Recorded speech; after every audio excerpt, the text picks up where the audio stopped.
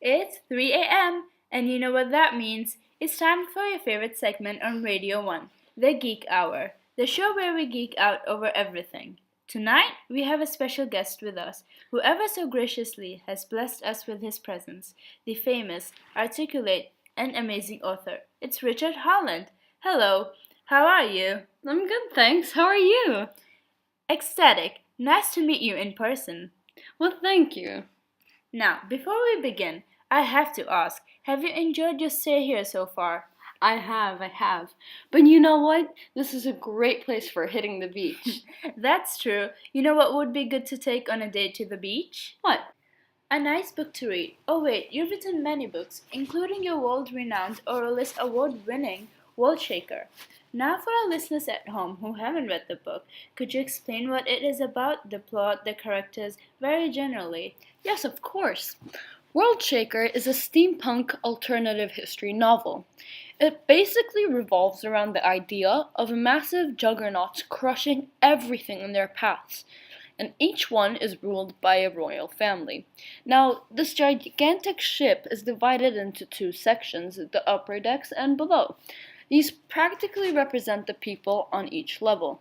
The upper decks accommodate only the highest class families, but below is where the filthies work, the engines of the juggernaut. They are considered the lowest of the low. Now, as for the main characters in the book, they are Cole and Riff. Cole is a naive young man who is the soon-to-be Supreme Commander. He encounters Riff, a very strong character. She's a female filthy with a very adventurous side to her. The rest of the characters are Ibnolia and Sir Mormus, the supreme commanders of the Worldshaker, a very loud and obnoxious character. These characters are not as active throughout the entire story, but they are quite essential and significant to the unfolding of the plot. Sorry, and you said one of the more background characters is Abnolia, but she plays a vital role in the book. Can you tell us more about her? Yes, Abnolia is a small and frail woman. I wanted to portray her as the ideal Victorian lady. She's extremely thin and pretty, which was what was most desired in a woman back then, and she's also very sweet. Abnolia also tends to fuss a lot over her menials, and especially over her favorite one, Wikipopo, and you soon find out why as you reach the end. Her reputation is quite dominated by the quality of kindness that is usually associated with the scent of the overpowering strawberry sweetness perfume that she wears. Another feature that distinctly and is commonly attributed to a proper lady of the decks is an extremely small waist, and Abnolia has one of the tiniest and most compressed waists ever. This was due to the expectations and roles women were meant to meet, I assume? Yes, that's true. We also understand her ideologies and opinions on topics regarding women, education, superiority of power, and a quite misleading opinion regarding the menials and the way they are treated and looked at from her perspective, which we find out about a little bit further on in the book. But no spoilers.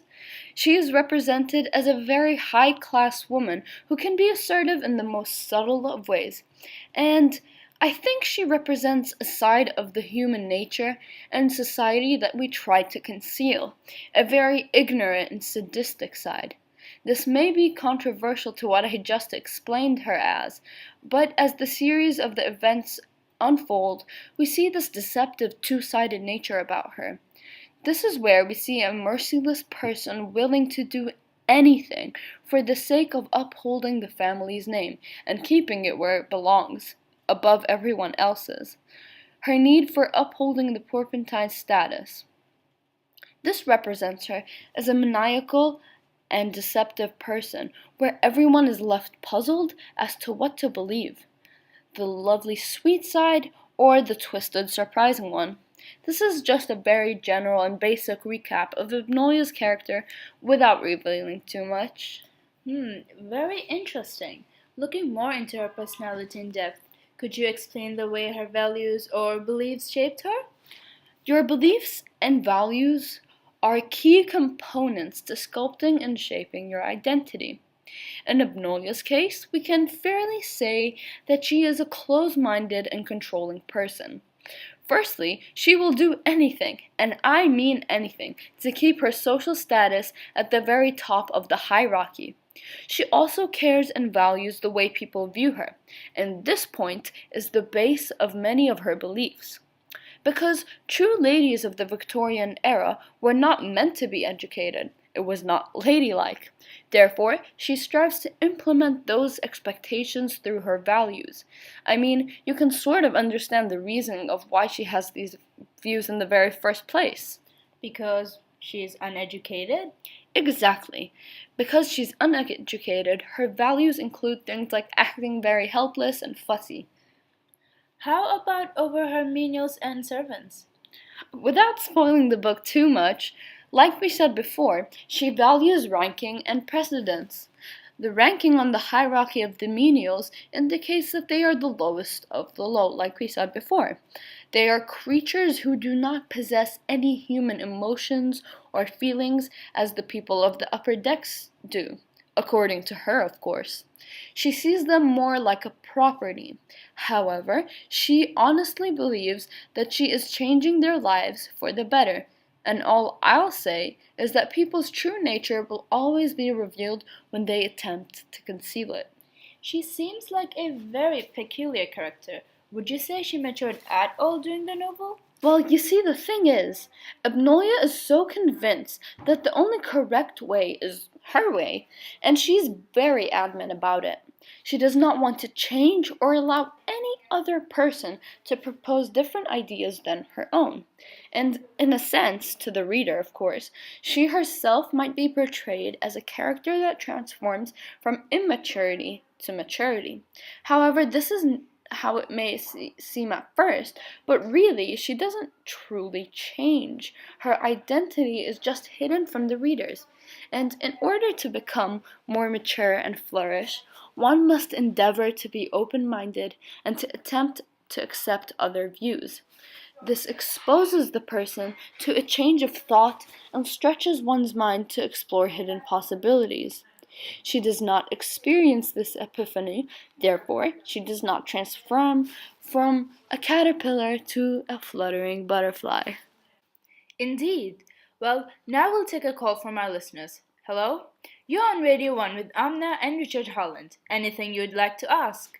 Hi, Richard! I wanted to say I'm a very fond fan of your books. I wanted to ask you about the language features you used in the book. Thank you! Thank you for your call. Thank you for your call.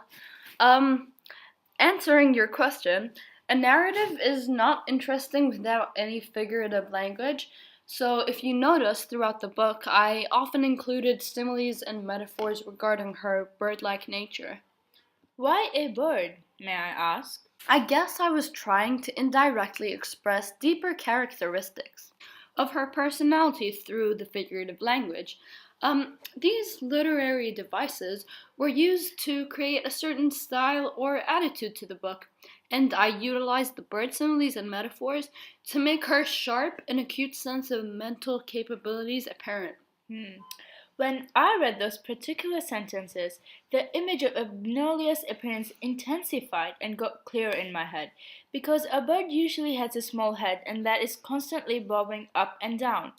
Yes, this is exactly what I yearned to achieve. Having the reader piece together different hints or parts that I left in the novel specifically to create the reader's own idea of the characters. This can be also directed towards other extended metaphors to not only add a fun spin to the book, but also convey deeper and more insightful messages and meanings about the character. I truly felt like you achieved that with your book. Thank you. Mr. Richard, while reading your book, one main theme stood out to me. People will only tolerate a certain amount of oppression. Was this what you intended to include as a theme? You see, I never intended to purposely include a theme as I was writing my book. It's usually up to the reader to create or understand a theme that they feel that they took out from it. Yes, that is a major theme that is expressed throughout the novel, but I felt like the one that I took most liking to and realized was included in the novel only after I've written it was the theme secrecy is destructive. Oh, wow. That is not one that comes directly to mind. Please do explain. It sounds interesting. It really is. Let me explain it. Abnolia has a secret. This really negatively impacts her relationship with Cole, as he might become doubtful and begin to question her actions and motives and true intentions more and more. All the other factors, like anxiousness and alertness, increased as he sensed something of a suspicious nature being hidden from him. In one scenario, if you remember from the book, Cole almost believed Abnoya's lie regarding Riff being captured. However, due to his awareness and caution, his trust towards her compromised, and the bond between them evidently became weaker.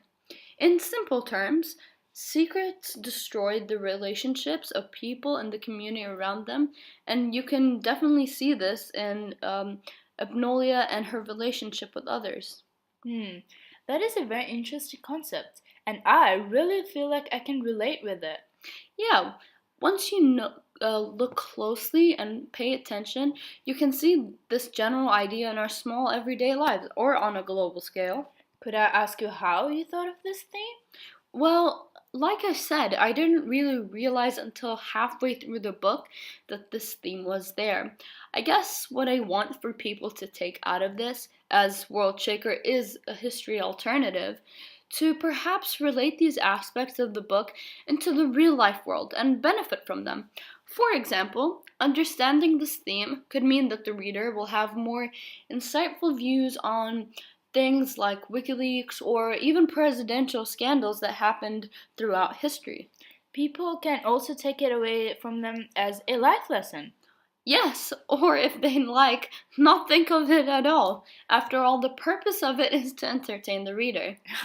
Oh, entertain it will. That is all the time we have for today on Geek Hour. Thank you so much, Mr. Richard, for coming today.